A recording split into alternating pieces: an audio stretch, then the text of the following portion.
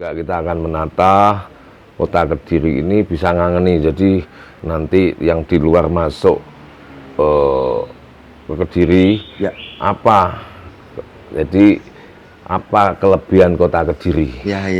Ya, maka dari itu kita nanti bisa kolaborasi antara eksekutif dan legislatif yang bisa menciptakan kota Kediri itu wisata itu kangen di kota Kediri. Ya. Seperti di Jogja itu. Nah, kita pengen Jalan Doho ini nanti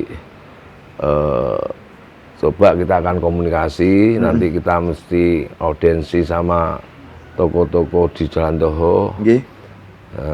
Enaknya Jalan Doho itu bisa nggak dibikin seperti Malioboro versi Kediri gitu ya. Yang itu yang bikin ngangenin ya.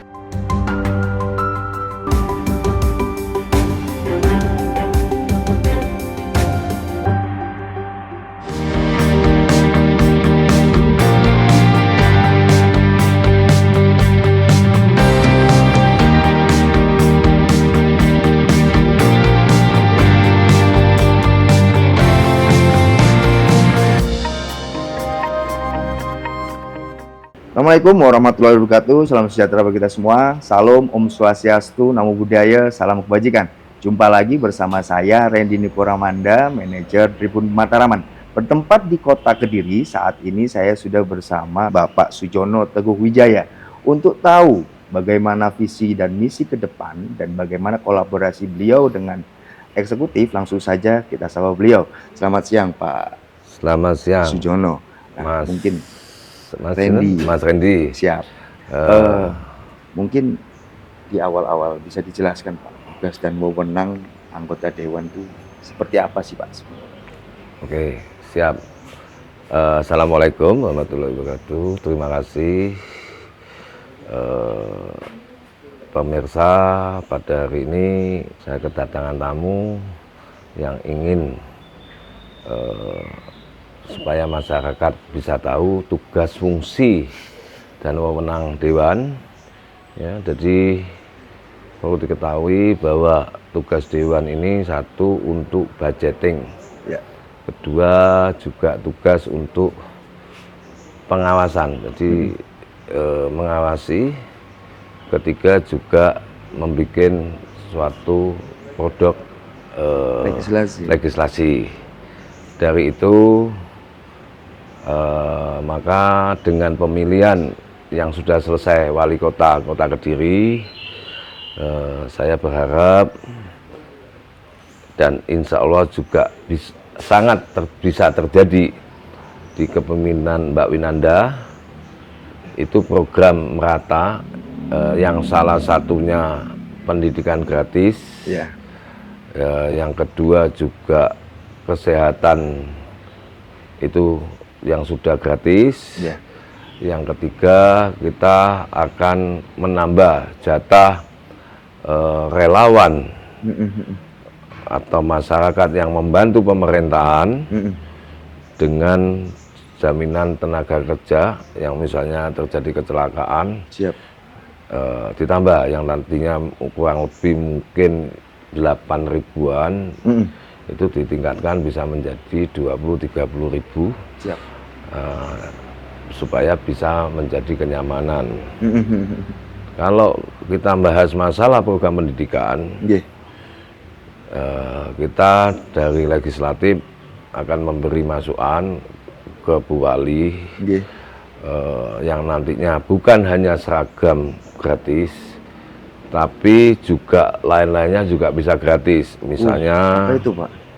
Misalnya nanti di SD, jadi nanti yang saya usulkan dengan insya Allah juga program Bu Wali, DTKS warga kota Kediri yang kurang mampu, yang tidak dihandle oleh bos, itu dihandle oleh Bosda kota Kediri. Jadi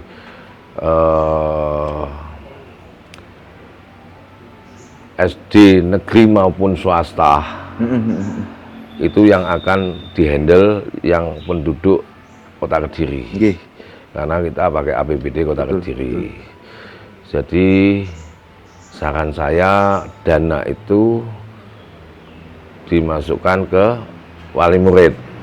Mungkin nilainya nominal SD sekian, SMP sekian. Ya, ya, ya. Nah, selain itu dana bisa dimanfaatkan untuk beli seragam, juga bisa nanti untuk pembayaran yang lain. Misalnya nanti kelas 3 untuk ada retret atau ada wisata kemana. Jadi bagi yang nggak mampu bisa memenuhi. Jadi tidak sampai dia tidak bisa ngambil ijazah. Itu tujuannya ya. Yang kedua, kita juga akan menambahi Dinas Pendidikan dana untuk menyelesaikan bagi warga Kota Kediri yang belum mengambil ijazah.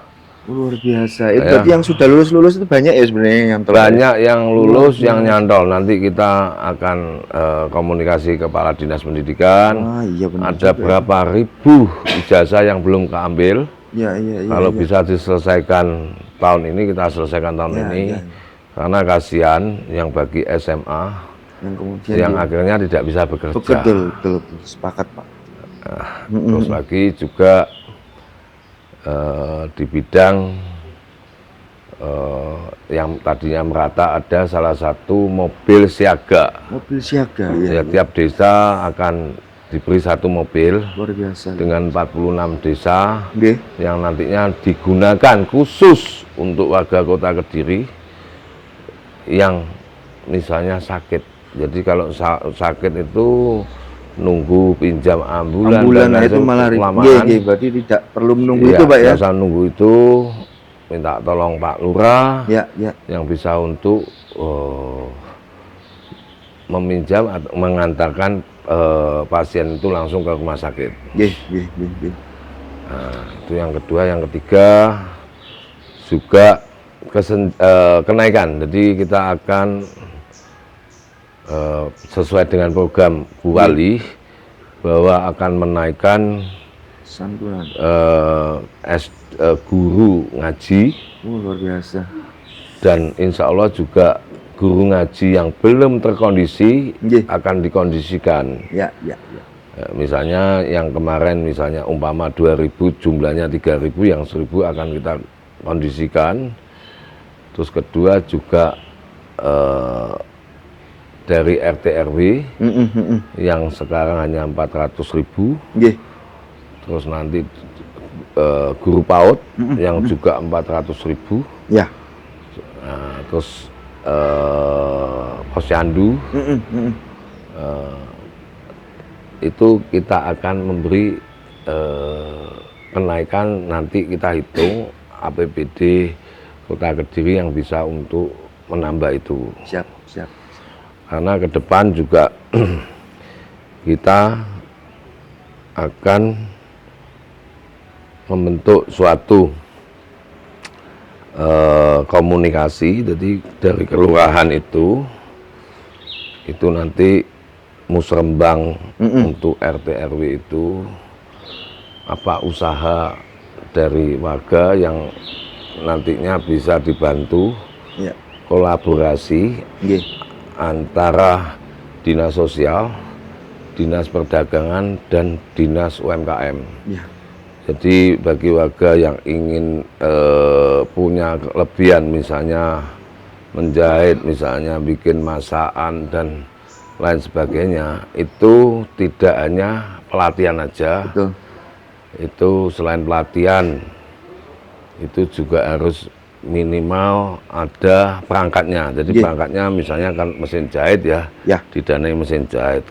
Ketiga, pemasaran. Nah, terus keempat juga paling enggak nanti kita lihat tanah atau tempat yang ada di Kota Kediri milik Pemkot itu bisa dipakai untuk tempat pameran. Mengembangkan potensi daerah ya Pak ya di situ. Nah, terus lagi tidak ketinggalan, saya akan mengundang semua retail, mulai dari Alfamaret, Indomaret, sampai yang lebih tinggi lagi, misalnya di mall, Ya. Saya minta UMKM yang di Kota Kediri bisa masuk di galeri masing-masing. Siap, mantap sekali. Tujuan saya supaya bisa membantu masyarakat Kota Kediri. Ya, ya. Karena yang terjadi kemungkinan barang itu dititip, Iya. begitu laku, nggak dibayar dulu. Ya, ya, ya. Nah, kita minta nanti pengusaha untuk bisa peduli. Katakanlah barang ditaruh, begitu laku Langsung, dibayar. ya, Karena kan supaya dari perputarannya juga karena Pak ya. di dalam itu kan sudah dia juga konsumen belinya cash. Betul, Ya, betul. ini kita harus memikirkan itu lebih jauh supaya nanti ke depan ini masyarakat bisa roda perputarannya bisa jalan. Betul, betul. Terus Nah, kalau melihat tadi sejumlah visi misi dengan eksekutif dan legislatif sudah selaras, dan benefitnya yang saya rasa bahwa itu sudah bisa dirasakan langsung masyarakat. Nah, untuk mempercepat proses terwujudnya kolaborasi ini dalam 1 tahun terakhir, apa yang harus dilakukan? Yang harus dilakukan oleh eksekutif, begitu insya Allah mungkin kalau ini pasti, Siap. itu tanggal 6 Februari Bu Wali dilantik. Siap. Habis dilantik ya harus cepat bekerja supaya nanti maksimal akhir bulan 3 sudah bisa paling tidak menggeser APBD yang sudah disahkan di tahun lalu untuk tahun ini. Jadi APBD dari hasil dari tahun 2024 yang sudah didok akhir bulan tahun 2024 Desember, yang untuk kegiatan 2025 itu bisa digeser masa kerja Bu Wali selama 100 hari, bisa paling enggak dari program katanya bisa dieksekusi. Siap. Jadi kita harus kerja di bulan 3 sampai bulan 6 ini untuk bisa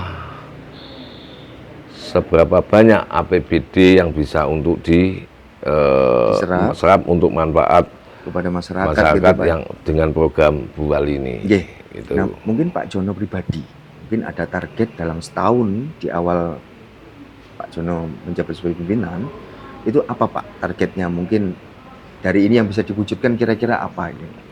Yang pasti yang bisa diwujudkan nanti kalau perubahan ini nggak bisa sipinikan, nanti kita akan merubah di PAK.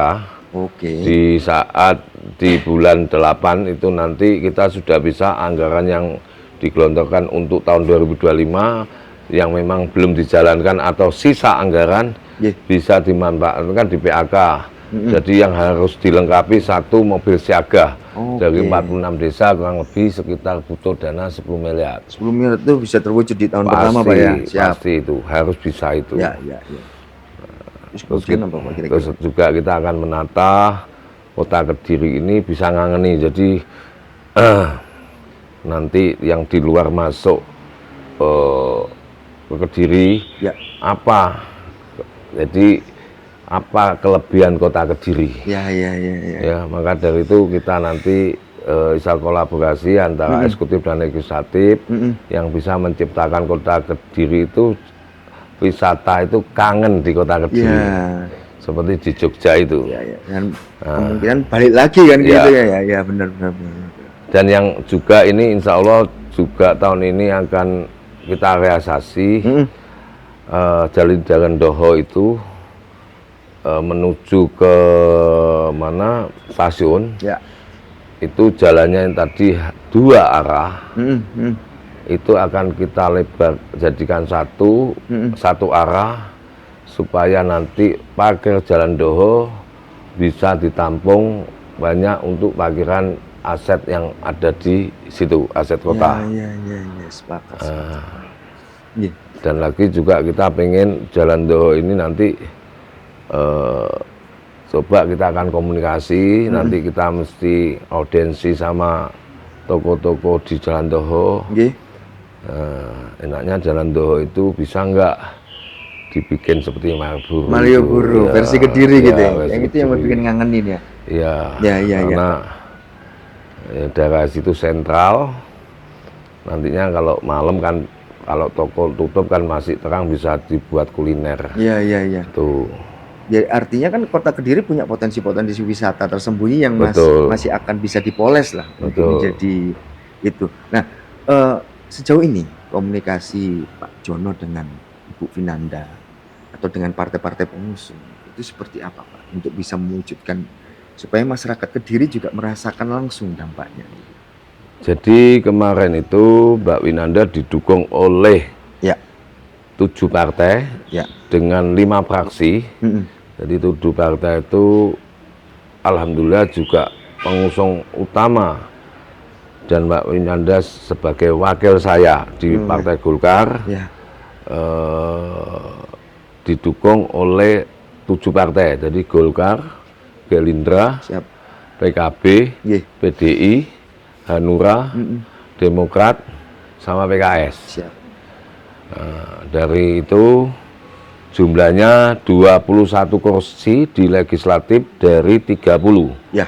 Jadi insya Allah dengan dukungan melebihi dari 50%, jadi 70%. 70% ya.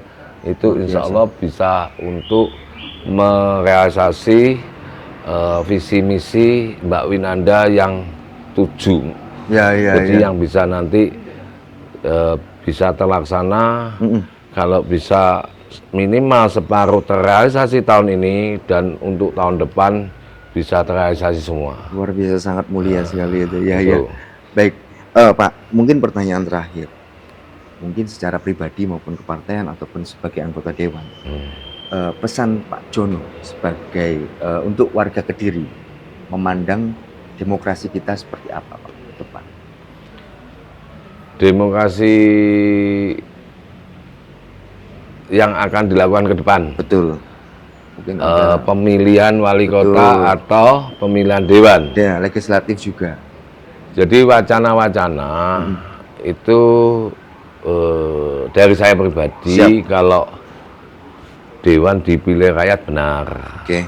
Tapi kalau eksekutif itu seyogianya kalau dipilih oleh dewan itu lebih baik, karena tidak mengeluarkan kos tinggi. Betul. Pemerintah pemilu mengeluarkan kos tinggi, dan dari eksekutif wali kota, bupati maupun gubernur juga tidak mengeluarkan banyak kos. Siap. Dan akhirnya kolaborasi antara eksekutif dengan legislatif bisa lebih baik. Siap. Nah, itu harapan saya. Luar biasa. Tapi semua realisasi tergantung dari pemerintah pusat sama dewan pusat kan itu. Baik Pak Jono, mungkin ini terakhir. Saya mohon minta profiling jenengan mulai tanggal lahir, terus background jenengan awalnya mungkin pengusaha, terus dijelaskan juga memulai awal karir sebagai politisi seperti apa. Monggo, waktunya 2 menit, Pak, kameranya di sana. Terima kasih. Saya dulu sesudah lulus sarjana, saya hijrah, saya dari Pare, saya ke Kediri tahun 90 lebih sedikit. Itu saya ikut orang tua, tapi katakanlah saya dibelikan lahan orang tua, saya jual beli motor second. Jadi katakanlah jual beli bekas, kurang lebih sekitar 11 tahun. Jadi tahun 2000 saya sudah 2 kerjaan, yang satu sepeda motor, yang kedua saya mebel. Dan mebel lambat laut saya bisa grosiran. Terus saya terpanggil tahun 2013. Saya bukan dari pikiran atau dari orang luar yang ingin saya masuk ke politik, tapi panggilan dari hati. Luar biasa. Saya disuruh nyalek. pada waktu itu seingat saya hari Sabtu itu saya telepon RT. Dan Pak RT itu rantingnya Golkar. Dan pada waktu itu saya diantar ketua, akhirnya saya masuk legislatif, anggota Dewan Golkar, anggota DPD Golkar Kota Kediri di tahun 2013. Ya. Habis itu alhamdulillah juga di tahun 2024 saya terpilih, kurang lebih saya mendapat 3.400 suara, dan juga alhamdulillah Partai Golkar pada waktu itu tadinya 3 jadi 3. Ya. Saya menjadi ketua fraksi. Di saat tahun 2018 saya mengundurkan diri, saya mencalonkan jadi Pak Wali. Oh. Itu. Dan alhamdulillah saya kalah. Oke. Tahun 2019 saya mencalonkan DPR RI dan alhamdulillah saya juga kalah. Dan dari situ saya sebetulnya sudah resign. Berarti sama Gusti Allah saya nggak diizinkan untuk ke ke politik, tapi ternyata Allah berkehendak lain.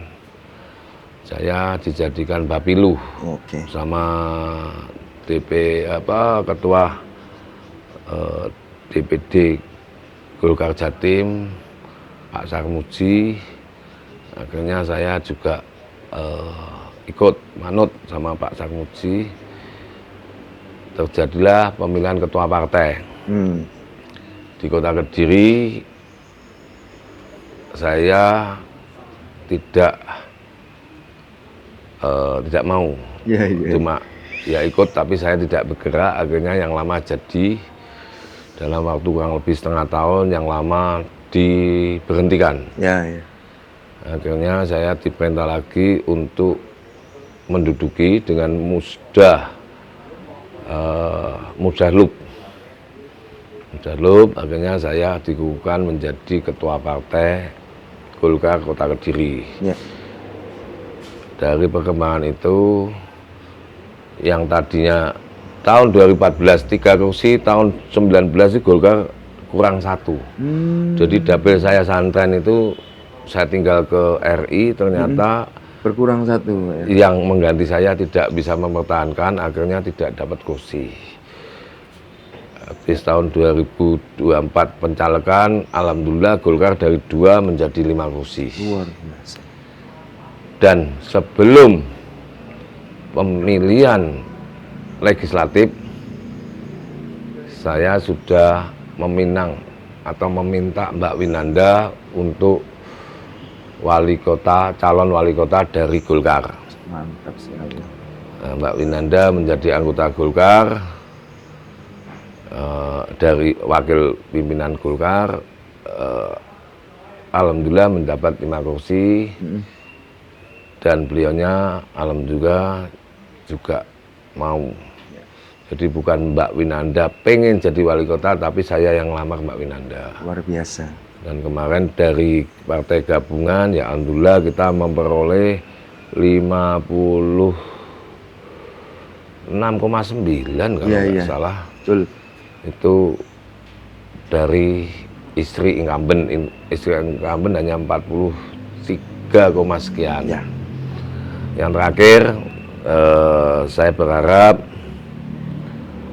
insya Allah dengan visi misi Mbak Winanda ke depan amanah bisa membuat masyarakat bahagia dengan banyak program gratis dan banyak pelatihan,